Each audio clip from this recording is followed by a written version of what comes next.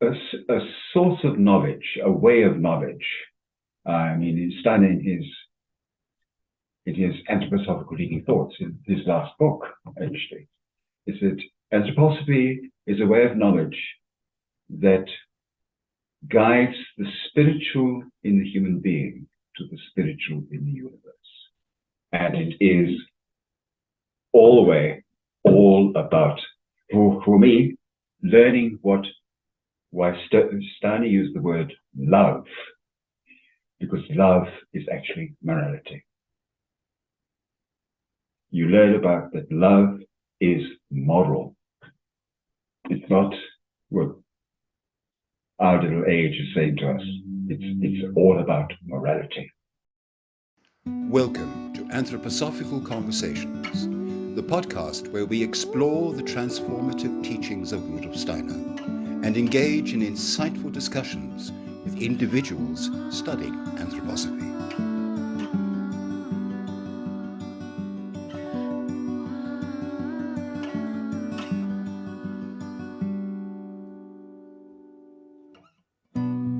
Today on Anthroposophical Conversations, we talk to Anthony Higgins, an anthroposophist, a eurythmist, and an ex-advertising man. And we're going to be learning about how to live with anthroposophy.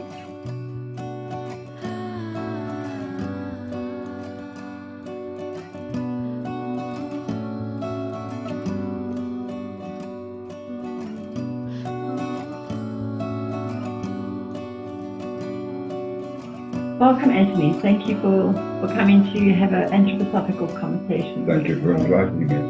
And tell me a bit about the story of how you came to anthroposophy. Oh, get us going. That's quite something. I had a friend who's now in the spiritual world. His name was Peter Fincham. When I first met him, he was in the Eastern way. He attended an ashram. And I was in advertising, or I wanted to get into advertising. So I came up to Johannesburg. I got into advertising. Then I returned because of domestic. I had to look after my mother, who just melted down. And I was walking through Salisbury Arcade, and out of the Three Monkeys coffee bar came Peter Fincham. But now, Peter Fincham 1 was, hey, hello, Second one, hello, Anthony. I said, what happened to you? He said, I'm an anthroposophist. I said, what's anthroposophist? So he said, well, come for dinner and I'll explain it to you. That was 1971. So I was 23, 24. And that's how I got into anthroposophy. I learned later that ideally one should be about 35 before you encounter anthroposophy. But that's it. I started then. So I've been 52 years in anthroposophy. Yes, very steep. And what is your understanding then? Why is it in your 30s that is a good time to find anthroposophy? You have some maturity. You're also, shall we say, in your midlife, in the 70 years and 10 thing, and so that you are ready to tackle a source of knowledge, a way of knowledge. In Steiner, in his Anthroposophical Leading Thoughts, in his last book, actually, is that anthroposophy is a way of knowledge that guides the spiritual in the human being to the spiritual in the universe. Mm. And I think I'm not unique in this respect. The first 2 years of being in anthroposophy, or studying it,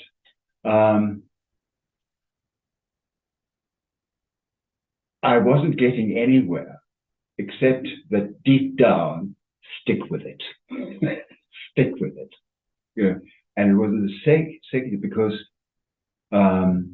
prior to that, you realize how diverse it is. It tackles everything. And then you realize the end of 2 years, I put it this way to myself. I discovered the unity in its diversity because it's all interrelated. Years later, when I heard Francis Edmonds give a talk, he said, we are all independently interdependent. And that's very much where that all the towers and corridors and doors of anthroposophy are. You can go down that path. Biodynamic is in and of itself completely different to, say, the social order, and yet there is something deeply connected. I hope that makes any sense. Yes, very much. So was there one of those areas that really grabbed you the most throughout your life with anthroposophy? You know, because for many years I also attended the British community, and but then I saw. I'd like to say I grew out of it, and now I center far more on anthroposophy. It's interesting because in his lecture cycle to the younger generation, he said, never forget the mother. And the mother, of course, is anthroposophy. So I came back to mummy. Big mummy. Yeah. And that's like one of the reasons we wanted to speak to you a bit more about this, because you've had such a long, so many decades of your life, most of your life. Yes. Has been steeped in anthroposophy. Yes. So are there some of the principles that you've learned from that you feel have really guided you through your life? Indeed, you sir. can share a couple of them with us. Indeed, sir.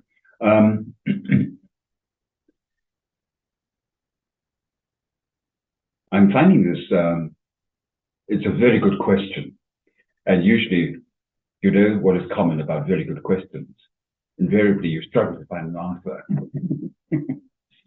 But I think it's the integrity you meet, the wholeness you meet in anthroposophy. It's like, it's not unperilous, but there is a certain strength that you awaken to.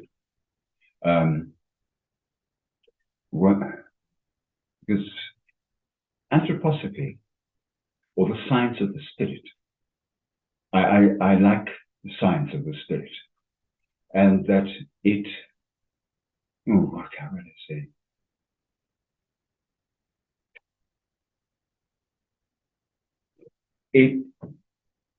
It awakens in you,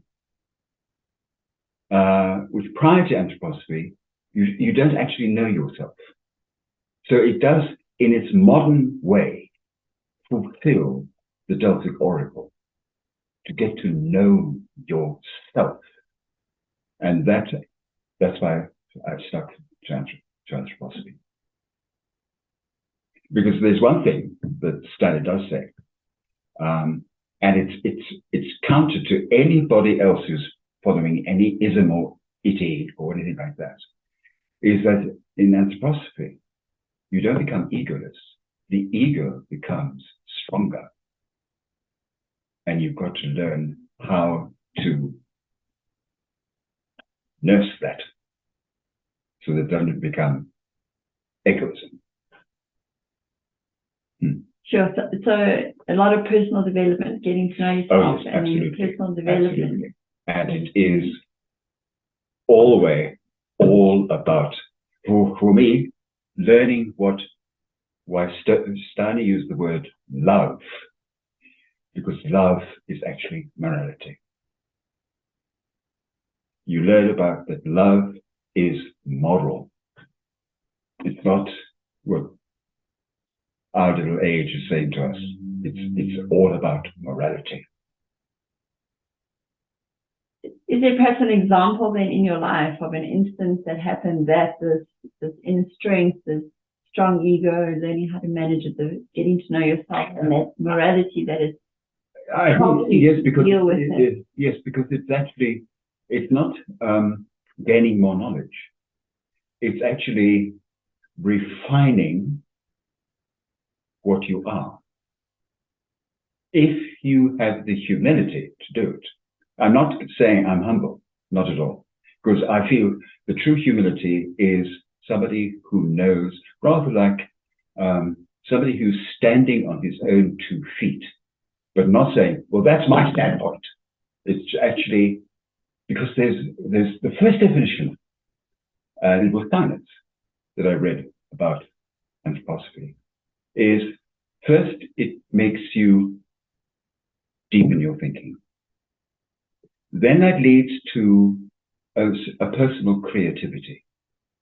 You probably might change careers or things, but the ultimate is to stand in awe and wonder. That's the third degree. You think that would be the first, but it's actually the last, that you stand in awe and wonder. That's why I stand there. So I bought that kind of thing. I always go back to that. Because there are many other very good definitions. But that was mine. That's yours, yeah. Yeah, because that's the first one. So maybe then, if you look back then on your life and how you have approached anthroposophy with everything you've shared so far, if there were some people who are new to anthroposophy, any suggestions on how that's approach a big question, which I still am not. My friend Neil says you probably aim too high, too deep. Anyway, because if somebody said, "Well, what book should I read?" I usually say The Philosophy of Freedom, and he said, and a lot of people said that sometimes, more often than not, recommended the lecture cycle. But me, no, Philosophy of Freedom. And then why that book? Because that book I've read 9 times, and it's interesting because in another context, Steiner talks about the book Theosophy, and he said if it takes you more than 100 times to read it, then proceed to do that. He said some people need it. So, and I definitely, because like when I started the Philosophy of Freedom, the first 3 chapters, I read it. It was only the 4th time that a tiny little speck of light opened up. Prior to that, I was just reading words. Yeah. And but what does help me is what he called reading to the dead. So that forces me to read aloud and actively, inwardly read aloud. And that has helped me, because I'm going to mention that. I am giving a talk tonight about it's hearing and not seeing that is the higher sense in man. Yeah. And it has been through reading to the dead. That's been one of the key exercises I do every day.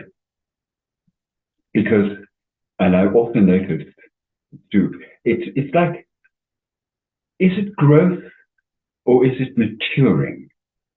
And I think it leans more to maturing.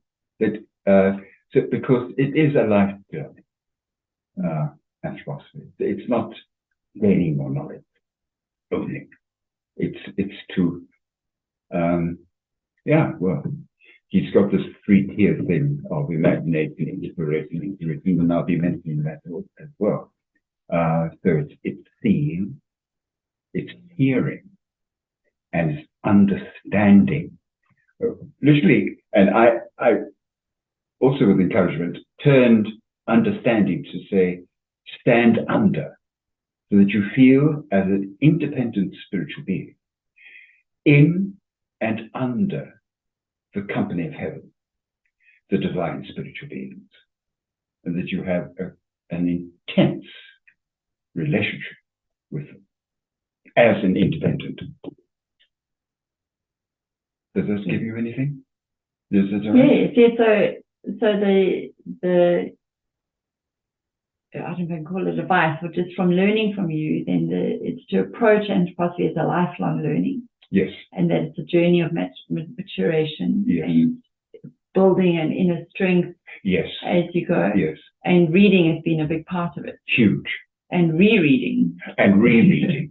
Yes. So Reading not reading and one rereading. text once, Yes. but Yes. visiting. Yes. them. Because after a while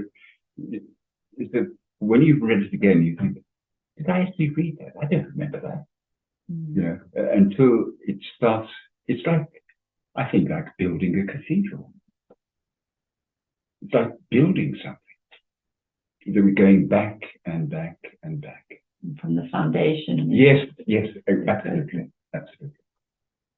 So just on like one of the specific exercises then that you found very useful is the reading to the dead. So maybe someone who's new to anthroposophy, maybe just explain briefly what that means and how it works, if they wanted to explore it. This is an exercise. Yes, actually I didn't, there isn't, I didn't come across it, but reading to the dead, I thought, oh, well, actually it was, when I started the eurythmy training in 1975, and there was Pamela Cameron, and she was reading aloud, and I said, what are you doing? She said, I'm reading to the dead. I said, well, what is that? She said, no, you read aloud to the dead so that the dead can hear, can absorb it. And then when I read the links between the living and the dead, and it is when you are asleep, so, and obviously the inference is that in working with anthroposophy, so that it improves you, when you go into the realm of sleep, the dead come down because your soul then is like a rich cornfield, he said, which they suck on, which is the fruits that you are building, or that anthroposophy is building in you, if you are keeping faithful to it, you know, making an effort. Because he did say thinking, feeling, and willing. You know, and you will yourself, not shall we say stoically or with a hard edge, but you actually, as I said also in my second year in the eurythmy training, I said eurythmy is joy. So it's not happiness, it's something deeper. And I remember when I went out and I was in my 64th year, and I looked up at the stars and I thanked those who were looking down on me, that I'd reached the stage where I had entered the world of the fixed stars, so that I was no longer creating pardon after myself. In that respect, I experienced a freedom and a release from the planetary roots to standing where they are. So now you brought in eurythmy. That sounds like it's also been part of your journey. Yes. Maybe could you just explain what that is? What eurythmy is? Yes, and how you believe it's supplemented your reading and your will to engage with Okay. anthroposophy? Well, eurythmy is an art, an anthroposophical art. But I realized over the second to third years, because it's a 4-year training, that yes, it is an art training, but it's actually a spiritual training. It's actually a spiritual training. The definition of eurythmy is to make speech and instrumental music visible on the stage. And if you're very, very good at it, a picture of the movement around you is filled with color, many colors. And you, as the performer, you're a black spot, a black hole there. They don't actually see you. They are experiencing everything that is ordered and colored, enriched around you. That's how they experience it in their soul. That's eurythmy.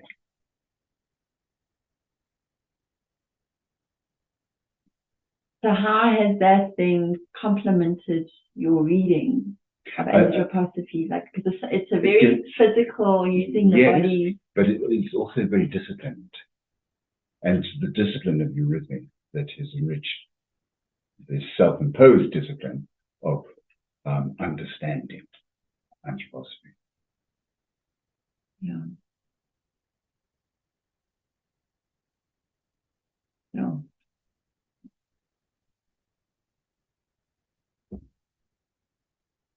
So, with all your decades then in engaging with anthroposophy and reading it and involved in it, there's also a lot of criticism, or I don't know if you ever come across it, or people questioning what is the base of an anthroposophy. And what would you say in response to some of the criticisms of anthroposophy?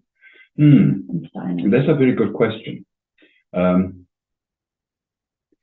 I would say I wouldn't argue with them, I don't think. It's because it's not argumentative. It's just where they are at that particular time.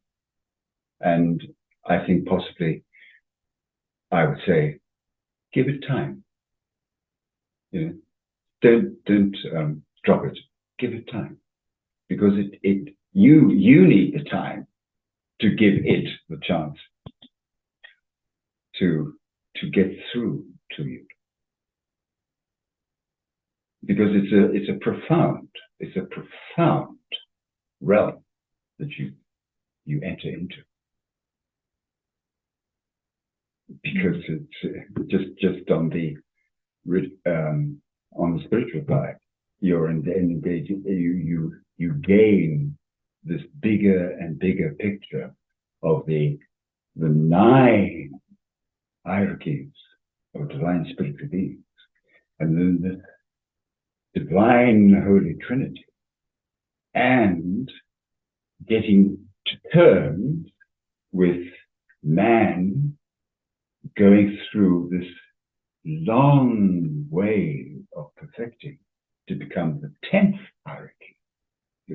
The pictures that abound in anthroposophy, which are not mystical or anything like that, they are rooted in spiritual, physical fact. It's extraordinary.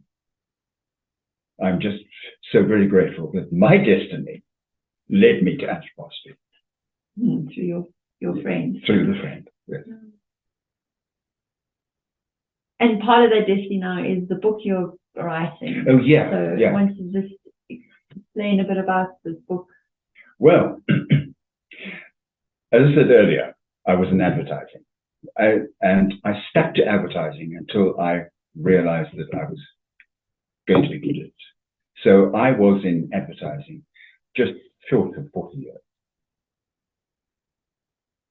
So writing an ad or writing and commercial. In comparison to writing Anthroposophy, they are worlds apart. And I do find it doesn't come naturally, it doesn't come easy. I've got to really work at it. And I'm still learning. You know, because with my friend Neil, he more or less formed these 12 plus 1, you know. And each and every one, I have to prepare differently. So maybe just to explain the context, because we haven't yet, the book you're writing is 12 plus 1 chapters. Yes. And each chapter is on a different aspect or principle of anthroposophy. Yes. So just to put like that in context. the first one is, man is a threefold being, body, soul, and spirit. Do you want to know why? Because the book is going to be called, do you want to know why? And they go through 12 different topics. They are interrelated, but they also stand on their own, in their own right as independent. So the 12 plus 1 is going to be another instance, anthroposophically speaking, of being 12 independent, but they are also interdependent. And why the plus 1? Because that's 13. The plus 1 is almost, it's like completing the circle and then starting on another level, that circle again. But it's just the 12 plus 1. Because, let me read, because it's quite a long one. It says here, what is the difference between the Anthroposophical Society and all other societies? And the answer is thinking. You know, and that is a surprise, because people who have faith don't think. And in order to have faith and confidence, you've actually got to think it through. So again, anthroposophy is, if there were 12 isms, anthroposophy is the one that is looking at those isms. And thinking is so key, and hence is that why you recommend philosophy of freedom, because that's all about that is the quality of thinking. Yes. It's at that base from which you can spring to all the specialities in anthroposophy, because it's all based on active, strenuous, that's the word you use in theosophy, strenuous thinking. And I think another quality about your book is that it's not just you quoting Steiner the whole time. No, it's almost like applying the knowledge. Forward. I'm not going to. It's tackling each topic, and in writing it as I see it. When we could almost say the subhead is, as I see it, this is what the subject is about. So it's from that inner vantage point that I am tackling this book. So if people want to find out more, could they contact you through the society? Yes, I think. Yeah. Would that be okay? Oh, yes. Yeah. Just contact the Johannesburg branch of the Anthroposophical Society, and we can get in touch. Yeah. Is there anything else I've asked you before I end up with my closing question? Anything I haven't asked you that you would like to share about them? No, because I've been very interested to see what you were going to ask. Well, I want to, and how was I going to answer it? It's been very interesting. Just in hearing someone who's so steeped and has lived with and through anthroposophy for so many years before, it's like your life basically. Yes, it is. I must make a confession there. I did take a sabbatical, and it was almost a decade. And then just reassessing, because I tried other things. And looking back, they had their attractions, but they also had their disadvantages. Or also, they didn't have the answers. And then I went back. And I think that sabbatical was a sobering process for me in a way. So I approached it, if I can use this word, more humbly. You approached anthroposophy more humbly after that. Yes. Yeah. Yeah. That's sabbatical. Yes.